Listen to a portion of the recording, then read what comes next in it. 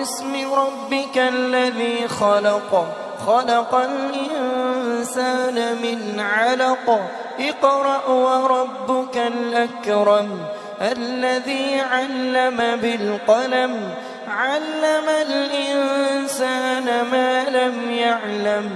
كلا إن الإنسان ليطغى أن رآه استغنى إن إلى ربك الرجعى أرأيت الذي ينهى عبدا إذا صلى أرأيت إن كان على الهدى أو أمر بالتقوى أرأيت إن كذب وتولى ألم يعلم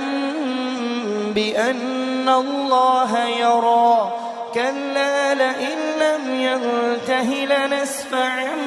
بالناصية ناصية كاذبة خاطئة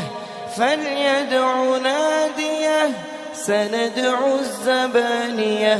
كلا لا تطعه واسجد واقترب الله